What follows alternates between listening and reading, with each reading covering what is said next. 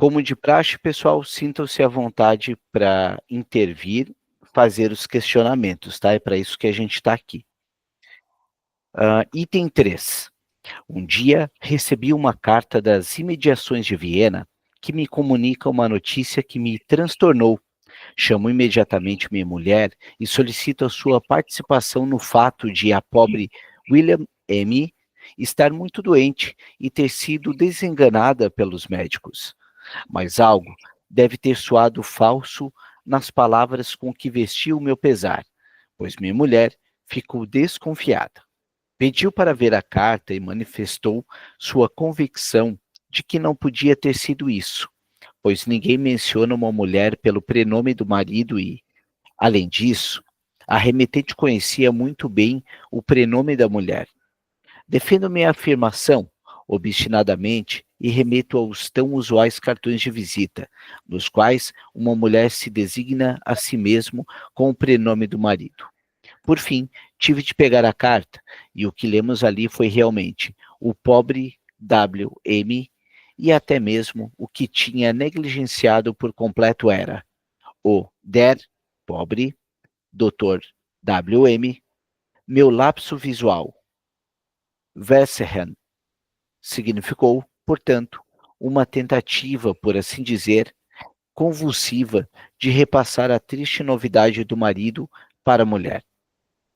O título, inserido entre o artigo, o adjetivo e o nome, não se adequavam bem à demanda de que se mencionasse a mulher. É por isso que ele foi eliminado na leitura.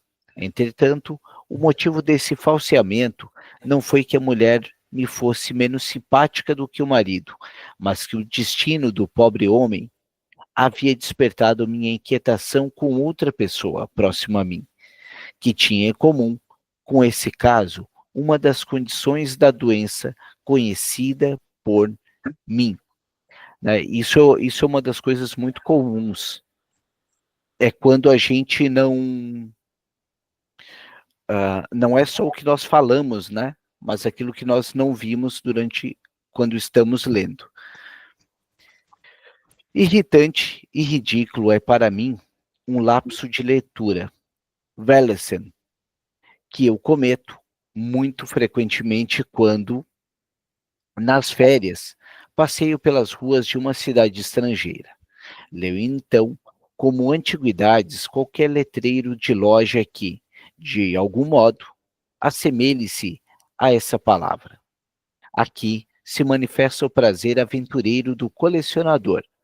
Bleuler relata, em seu importante livro, Afetividade, Sugestionabilidade, Paranoia, Affectivität, ok, tive uma vez, enquanto lia, a sensação intelectual de ver o meu nome 2 linhas abaixo. Para meu espanto, encontrei apenas a palavra corpúsculos sanguíneos. Entre os muitos milhares de lapsos de leitura por mim analisados, tanto do campo visual periférico como do central. Esse é o caso mais grosseiro. Toda vez que eu acreditei ver meu nome, a palavra que deu ocasião a isso costumava ser muito mais semelhante a ele e, na maioria dos casos, praticamente todas as letras do nome tinham de estar presentes por perto, para que eu pudesse cometer um erro desses. Nesse caso, porém, o delírio de referência e ilusão puderam ser explicados muito facilmente. O que tinha acabado de ler era o final de uma observação que um tipo de estilo precário de trabalhos científicos do qual eu não me sentia isento. Pessoal, alguém costuma ler e se analisar frequente esses lapsos verbais? Eu te confesso que até ler o livro de lápis, eu nunca tinha parado para pensar nisso. Até ler mas assim, isso realmente às vezes acontece. Às vezes a gente está lendo e você, de repente, comete um lapso verbal, e aí você volta, não, peraí, não era isso. Mas eu não tenho muito hábito de parar para ficar pensando por que que eu li aquilo e não o que era para ser lido mesmo, né? Vou começar a estar mais atenta a isso. Algum dos outros colegas já se flagrou? Eu faço muito isso. Estou lendo lá e deixo algumas palavras para trás. E é interessante, né, Rita?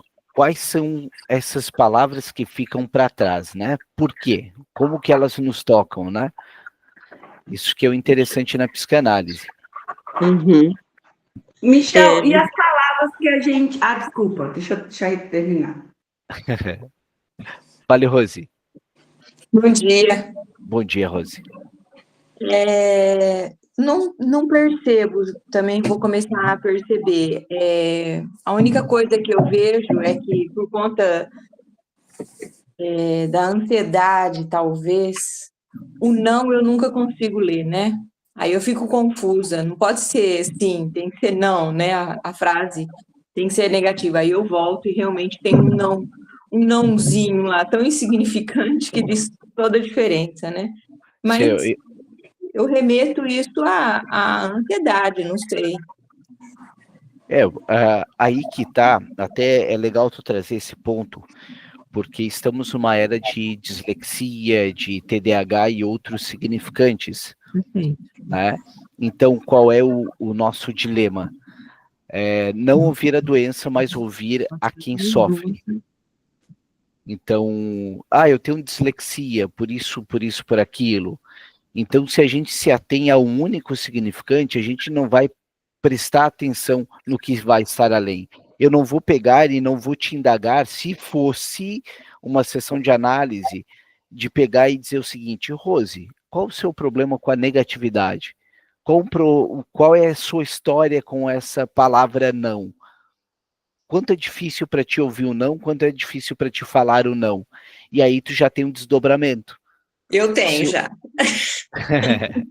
Então, assim, ó, se eu só pegar e disser para ti, dislexia, não, acabou ali. não. Né?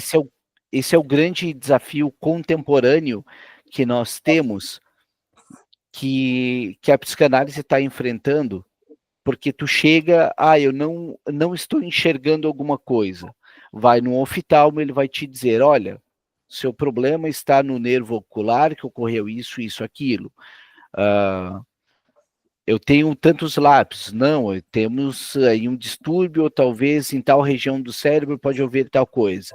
Exatamente. Então, aí tu nota, Rose, nós estamos falando da era das certezas. Não, é porque é isso. Né, em muitos casos, não são todos os profissionais que são assim, mas em muitos casos é. E o que é a certeza para a psicanálise? Ela faz parte do registro do imaginário. O registro que a gente só quer sair. Porque o imaginário é certeza, o simbólico é das possibilidades. Né? Vou fazer a minha análise. Eu sou subversiva, não aceito não, ainda bem que sou, né? Ainda bem que hoje vejo isso como uma habilidade, hoje eu vejo isso como uma inteligência, né? Uhum. Fico feliz por isso. Então, realmente, já está resolvido. Não leio não porque eu não aceito não, a partir do meu ponto de vista. Vai ter que ter um bom argumento para me convencer a respeito do não. Agora, eu posso falar de um caso, de um paciente que eu atendi? Pode que é fazer. muito interessante e enriquecedor por tudo isso que você falou dos rótulos, né? TDAH, déficit de atenção, isso para mim não existe, deixo claro aqui, né? Não existe. E chegou para mim um menino de 14 anos, uma clínica popular que eu atendo, sabe? O menino tem um cabelo comprido e bem bonito, por sinal, só que ele estava usando o cabelo para tampar o rosto. E o cabelo em si não é o problema, não é mesmo, eu deixei claro para ele. O problema é o uso do cabelo, que é para cobrir ele, cobrir ele mesmo, cobrir a personalidade dele, cobrir quem ele é, né? E a primeira sessão foi muito difícil, porque ele é como eu, né? Não aceito, não. E Uhum. ele falava para mim que ele ia mudar quando ele quisesse. Eu falei, que bom, que é quando você quer, então não tá mudando por quê? Aí a mãe, de repente, chega com uma carta lá da escola, que o menino tem TDAH, porque ele não presta atenção, mas ele é muito inteligente. Nossa, acabaram com o menino, acabaram com o menino. Aí, no segundo momento, o menino vem, ele já tinha tirado o cabelo do rosto, claro, cabelo comprido, porque é lindo, tirou o cabelo do rosto. Desculpa, esqueci desse detalhe. No primeiro atendimento, eu já tinha identificado o QI dele acima da média. Eu Uhum. brigava com ele, que ele tinha um QI maior que o meu, só que ainda eu era mais inteligente que ele, porque eu fazia uso ele não, né? Aí desafiei ele em assuntos que adolescente adora, os inteligentes, que é a astronomia, e falei para ele, vamos ver quem sabe mais. Uhum. Não é milagre, tá? Mas na outra sessão o menino estava assim, tinha resolvido grande parte dos problemas da vida dele, eliminando as pessoas ao redor que não acrescentavam, isso porque ele tem 14 anos. Eliminando as pessoas ao redor que não acrescentavam, seguindo a vida dele. A mãe dele pediu para ele cortar o cabelo na minha frente. Eu falei, já dei uma, assim, né? Sutilmente, falei para a mãe, não é por aí. Aí fui dar um feedback para a mãe no fim, porque é 14 anos, a mãe fica preocupada, eu sei como é. Aí a mãe falou assim, só falta ele sorrir. Eu falei, mas para mim ele já sorriu. Ele começou assim, sair do quarto, parar de ficar em videogame, interagir com a família, foi até ao shopping, né? Aí a palavra que mais assim me tocou, que quase me fez chorar, foi ele ter falado assim: eu só precisava encontrar alguém que me entendesse. Não, olha isso, a profundidade. Uhum. Só alguém que entendesse ele. Talvez, não é nem ele encontrou a palavra entendesse, né? Sim, Talvez o que ele quisesse dizer é alguém que o aceitasse, alguém que criasse um ambiente para que ele pudesse ser quem ele quer ser.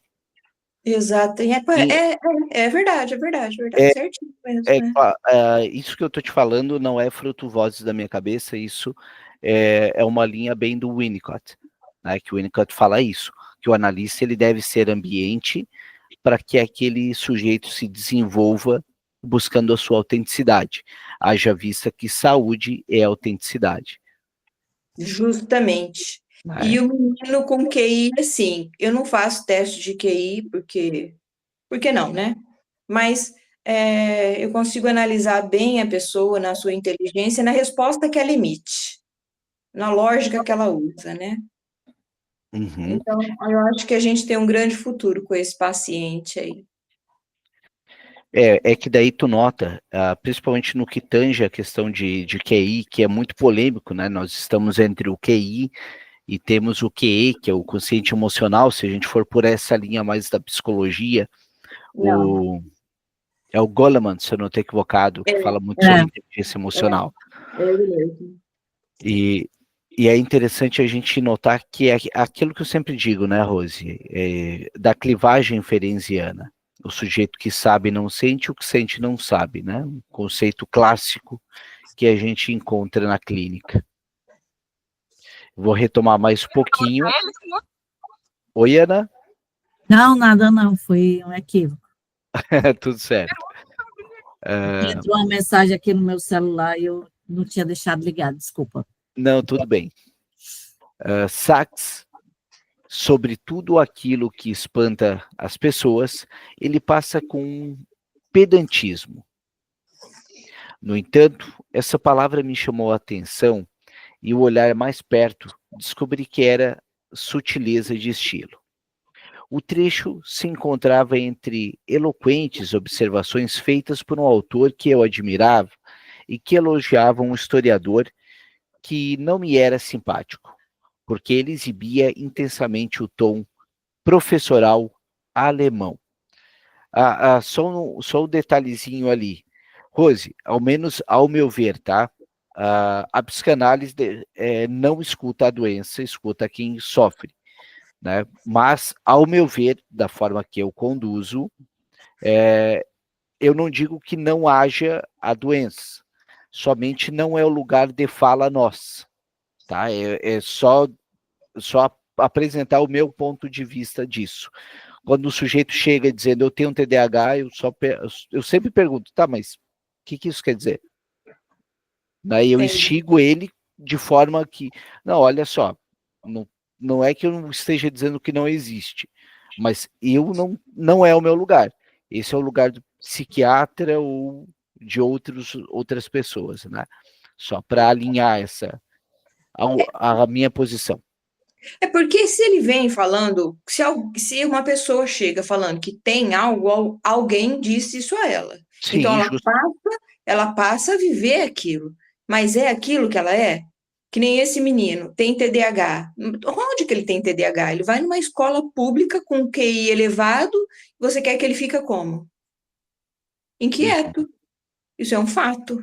Sim. Não tem estímulo, nenhum estímulo, né? E eu tenho visto algumas pessoas, né, alguns psicanalistas, alguns estudiosos, descartando já esse TDAH, né, porque esse Goleman aí eu já li sobre, mas eu não sou adepta a ele, né, não que eu considero o emocional é tudo. Então, o que é um TDAH? Do meu ponto de vista, é um emocional desestruturado.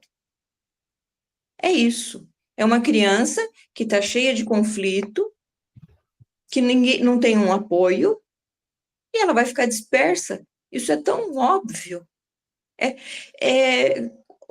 Quando eu estava no 4º ano da faculdade de psicologia, né, um professor me convidou para ser estagiária dele, um professor da comportamental. Mas ele gostava de mim do mesmo jeito, mesmo eu não sendo comportamental. E eu fui nesse estágio. E lá eu atendi as mães, mas a minha curiosidade é grande que eu pedi para ele se eu pudesse atender os filhos dessas mães. E comecei a atender também as crianças. E para mim foi uma experiência maravilhosa e única.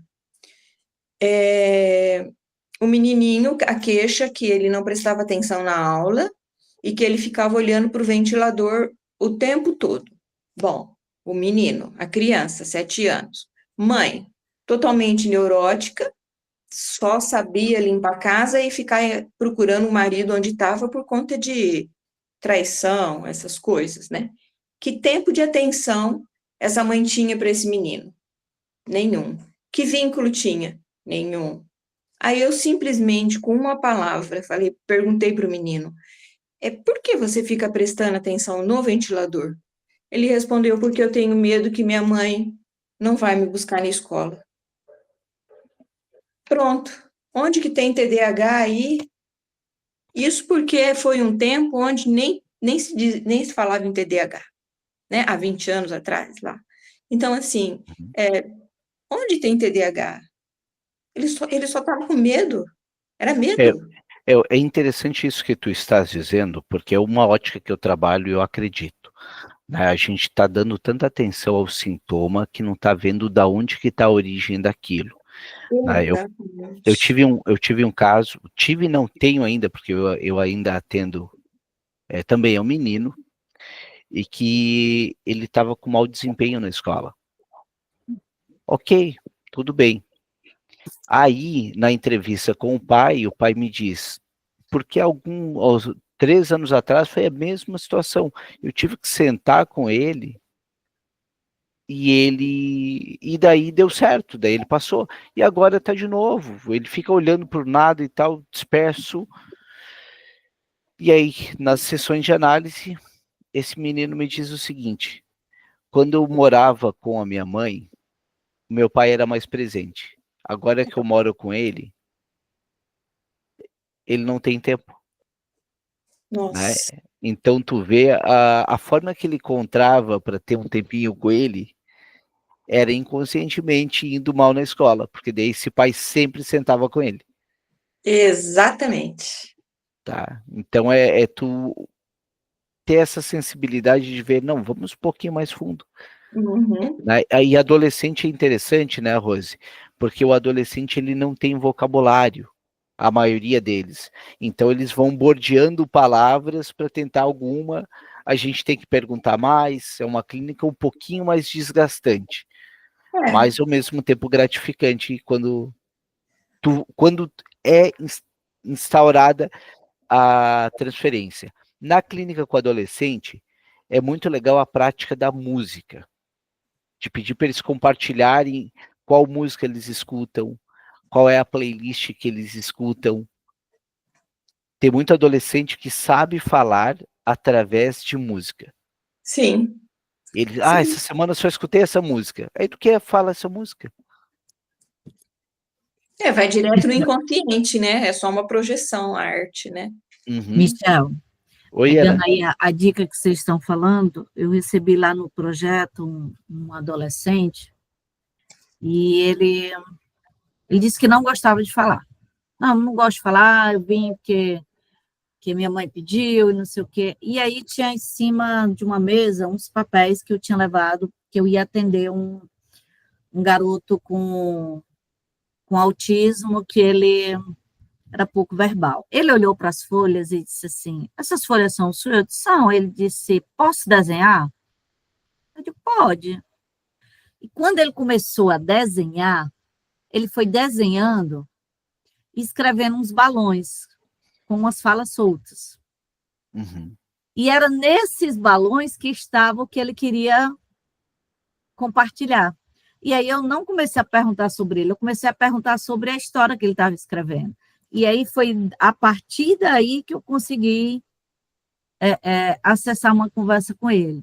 Eu sei que isso não é uma prática regular na psicanálise, mas às vezes você precisa usar o que está à sua mão para você conseguir acessar aquele adolescente. No caso dele era o desenho, ele desenhava muito bem, então ele usava o desenho como forma de expressão. Então, através do desenho, eu descobri que ele fumava desde os 14 anos de idade, né? Então, comecei a perceber, porque o personagem dele, todos eles apareciam fumando, né? Uhum. E aí você vai começando a perceber como aquela pessoa tem muito a ser dito, né? Então, assim, eu acho que o grande desafio da gente é estar atento às possibilidades que você tem de tentar acessar o teu paciente e ver o que você consegue trabalhar dali, para então poder começar a fazer um trabalho mais sistematizado. Antes de passar para a Rose, 2 pontos, né? É importante a gente entender que linguagem vai além de texto. Exatamente. Né? O segundo ponto é sessão de terapia, não sei se a segunda ou a terceira temporada, tem um personagem que ele se expressa muitíssimo bem exatamente pelos textos. Tá? A Rose, por favor. Você já falou tudo, né? Agora ficou sem graça. Não, faz de conta que eu não falei.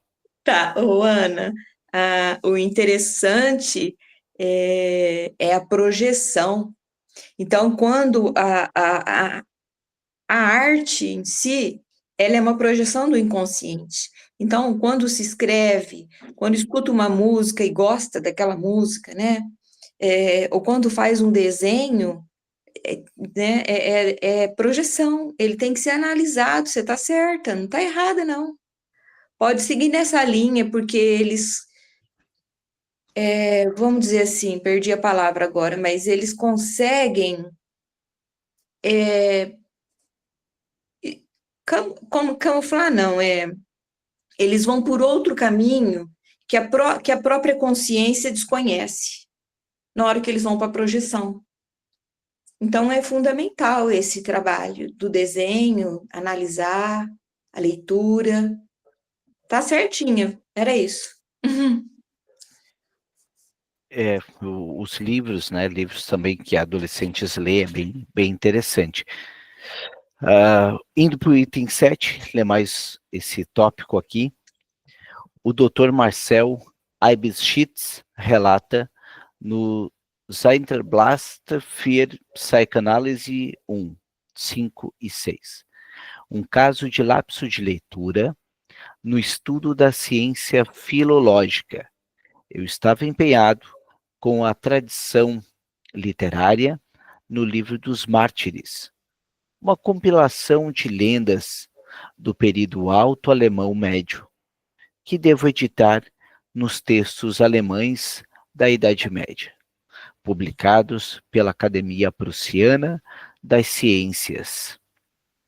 Sobre a obra, que até então ainda não fora impressa, sabia-se muito pouco. Havia um único ensaio sobre ela, de autoria de J. Haupe. Sobre o livro em alto alemão, Médio dos Mártires, 1867, página 101, e os seguintes. Haupe não fundamentou seu trabalho em um manuscrito antigo, mas em uma nova época, o século XIX, que era uma cópia originada do manuscrito principal. Uma cópia que a Biblioteca Imperial terá conservado. No final dessa cópia encontra-se o subscrito a seguir. Este livro foi iniciado na véspera do dia do Ano Novo do Senhor de 1850 e terminado no sábado de Páscoa no ano seguinte. Com a ajuda do Todo-Poderoso, por mim, Hartmann de Krasna, na época sacristão em Klotters-Neuburg. Haupe cita em seu ensaio essa subscrição, observando que é proveniente do próprio escritor de C, e supõe que C foi escrito em 1350, com um consequente lapso de leitura da data de 1850, escrita em algoritmos romanos, apesar de ele ter copiado a subscrição corretamente e de a data ter sido corretamente impressa no trecho citado. A comunicação de Haupe gerou em mim uma fonte de embaraços. Em primeiro lugar, como jovem iniciante na ciência acadêmica, eu me encontrava inteiramente sob a autoridade de Haupe, e por longo tempo li na subscrição diante de mim, impressa com perfeita clareza e correção, 1350 em vez de 1850. Tal como Haupe, no entanto, no manuscrito principal C, usado por mim, não havia nenhum vestígio de algum tipo de subscrição, e, além disso, constatou-se que em todo o século XIV não havia vivido nenhum monge de nome Hartmann em Klotters-Neuburg. E quando, enfim, caiu a venda dos meus olhos, pude adivinhar toda a situação, e as investigações posteriores confirmaram minha suspeita. A tão mencionada subscrição encontra-se, na realidade, apenas na cópia utilizada por Haupe e provém do copista P. Hartmann Zeibig, nascido em Krasna, na Morávia, que foi mestre do coro augustiano em Klottersburg, e que no ano de 1850, como sacristão no mosteiro, fez uma cópia do manuscrito C, citando-se a si mesmo no fim da cópia. A maneira antiga, a sintaxe medieval e a ortografia antiga da subscrição corretamente contribuíram com o desejo de Haupe de conseguir comunicar o máximo possível sobre a obra que estava examinando e, portanto, também de datar o manuscrito C, com o resultado de ele sempre ler 1350 em vez de 1850, motivo do ato falho. Pessoal, considerações, pontuações? Não, assim, eu tô vendo aqui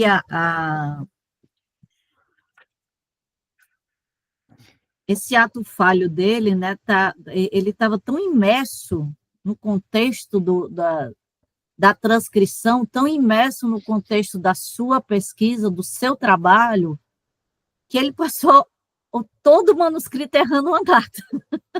Uhum. Porque ele fixou aquilo e pronto. É isso que me fascina na mente humana, como nós somos fantásticos, curiosos, imprevisíveis. Muito legal isso aqui. Sim, e pautado nesse imprevisível, por isso que quando Freud falava que a perversão é o negativo da neurose, o neurótico se inquieta tanto com o perverso, exatamente por isso. Já que o eu não é senhor da própria morada, quando o neurótico olha o perverso e vê que o perverso atua na sua fantasia, e o neurótico só não atua na sua fantasia por coragem, isso, de certa forma, o deixa desconfortável, saber que aquilo existe em si mesmo, né? Então é exatamente isso, né, Ana? É o fato dessa imprevisibilidade do eu não ser senhor da morada, que é o ponto diferencial da psicanálise. Legal. Pessoal, Você ainda vai fechou. passar para o outro tópico, porque ele é bem grandinho, o tópico 8. Como? Você ainda vai ler o outro tópico? Ou a gente vai parar? Eu vou ler o 8 aqui, e daí a E o gente 9 para. fica para depois. Isso. Tá. Em Ocorrências Engraçadas e Satíricas, de Lichtenberg, encontra-se um comentário que, sem dúvida, advém de uma observação e quase que contém a teoria inteira do lapso de leitura. Ele tanto havia lido Homero, que sempre lia Agamenon em vez de Angenomen, suposto. Em um imenso número de casos, é efetivamente a predisposição do leitor que altera o texto em sua leitura, inclui algo que ele admitiu ou com o qual ele se ocupa. O texto mesmo só precisa oferecer ao lapso de leitura alguma semelhança na imagem da palavra, que o leitor possa alterar no sentido que quiser. Não há dúvida de que um olhar apressado, especialmente com um defeito não corrigido no olho, facilita a possibilidade de uma ilusão como essa, mas de modo algum é uma condição necessária para ela. Então, pessoal, encerramos na 107. Seguimos amanhã, para quem desejar, 8 da noite, tem a leitura do Marco Antônio Coutinho Jorge, no nosso grupo de leitura também. Estão todos novamente convidados. Essa semana... Pode falar, Ana. O grupo novo da noite agora é dia de terça? Não é mais na segunda? Não. Foi alterado para terça-feira, às 8 da noite. E qual é o livro novo? Fundamentos da Psicanálise 1, é do Marco Antônio Coutinho Jorge. Eu tinha saído da segunda porque não estava dando mais, pois agora na terça dá, então vou voltar. O Marco Antônio Coutinho Jorge é fantástico, tá? Ele é um bom. Grandes nomes brasileiros. Também convidar para vocês, e veio comunicando no grupo, essa semana também marca o nascimento oficial da Ana M. Tá, pessoal? Caso alguns de vocês não saibam ainda quem é a Ana M é a startup da qual eu sou um dos idealizadores do projeto. Tá? É essa aqui, ó. Só apresentar para vocês antes de finalizar. Esse é o nosso site, vocês estão vendo em primeira mão, ainda não foi para o ar, mas só para vocês verem quem é a Ana. Tá? A ideia da Ana, da ferramenta, não é substituir o psicanalista, muito pelo contrário. É auxiliar e trabalhar junto. Tá bom? Então eu vou informando e apresentando a Ana para vocês durante a semana. Obrigado pela parceria de todos, pela companhia. Alguém tem alguma consideração antes